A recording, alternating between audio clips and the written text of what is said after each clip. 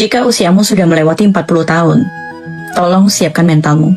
Apa yang akan saya katakan mungkin membuatmu sulit tidur, tapi akan membuatmu seketika terbangun. Pernahkah kamu berpikir, jika semua nyawa pada akhirnya akan padam, lantas apa gunanya kita hidup? Kita menghabiskan belasan hingga puluhan tahun hanya untuk belajar, 30 tahun untuk mencicil rumah, dan sisa puluhan tahun berikutnya seringkali hanya untuk menyumbang kekayaan pada rumah sakit. Tragis. Itulah kenyataan yang sulit dibantah oleh sebagian besar dari kita. Dunia ini seperti papan catur yang mustahil dimenangkan. Masa kecil kita kalah oleh ujian sekolah. Masa muda kalah oleh uang. Masa dewasa kalah oleh anak. Dan masa tua kita kalah oleh cucu. Sampai akhirnya sifat keras kita terkikis habis. Dan tiba-tiba saja hidup sudah berlalu begitu saja. Dengar ini, mungkin hidup tidak selalu punya makna besar seperti yang kita bayangkan. Kita hanya butiran debu di alam semesta. Setiap pahlawan, setiap pecundang, setiap penguasa atau orang biasa seperti kita, semuanya hanya tamu yang lewat sebentar. Dalam 100 tahun, dunia akan menghapus jejakmu seolah kamu tidak pernah ada.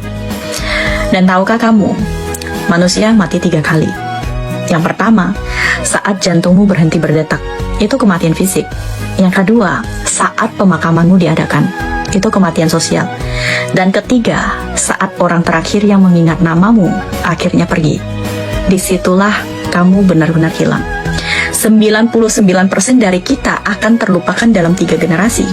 Jadi kalau hidup memang tidak meninggalkan jejak, kenapa kamu masih ragu? Apapun jalan yang kamu pilih, penyesalan mungkin tetap ada. Tapi kamu masih bisa memilih. Hidup ini dijalani dengan takut atau dijalani dengan berani. Berhentilah menunggu nanti kalau sudah punya uang atau nanti kalau ada waktu.